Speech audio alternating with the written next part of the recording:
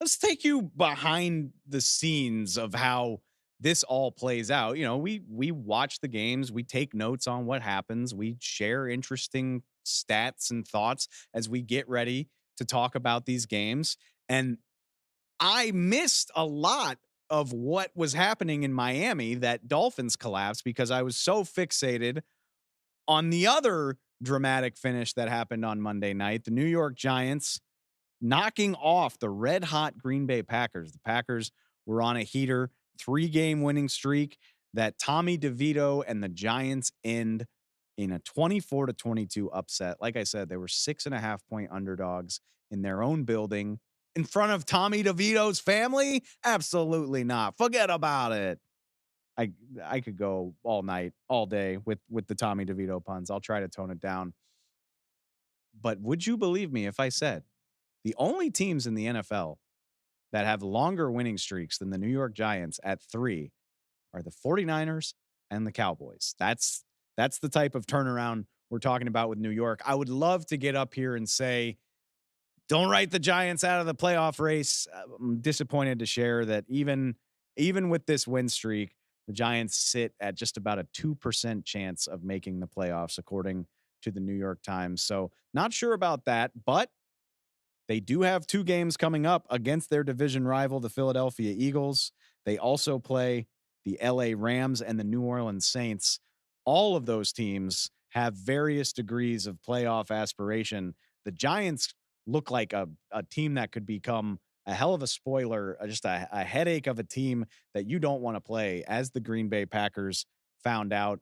Looked like Green Bay was going to get out of this with a shaky win. They took the lead in the dying moments.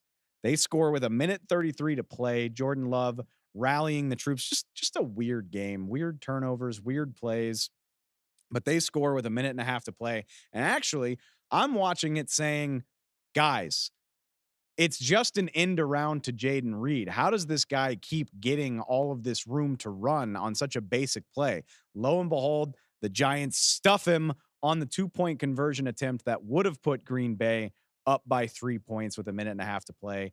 They stuff it, so it's just a 1-point game. Leaves the door open for Tommy Cutlets to go down and do his thing.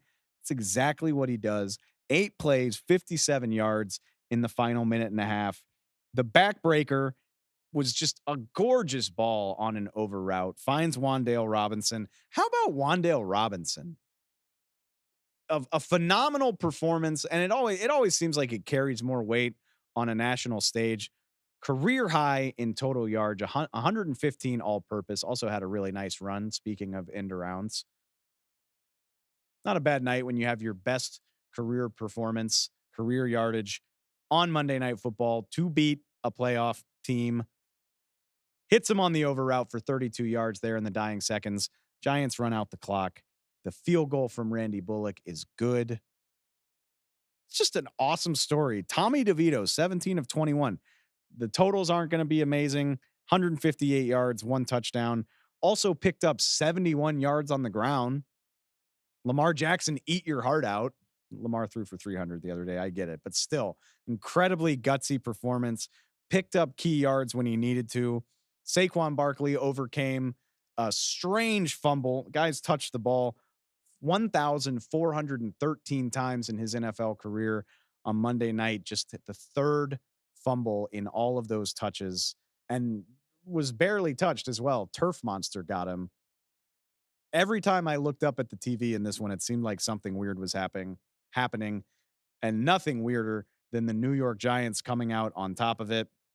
Puts a little bit of a damper on the Green Bay Packers feel good story. They were the hot team. They were the spoiler that nobody wanted to play. They had won 3 straight, including beating the Detroit Lions and the Kansas City Chiefs. And now, instead of riding that momentum, they are just one of 5 NFC teams sitting 1 game below 500, very much in the middle of that messy jumble.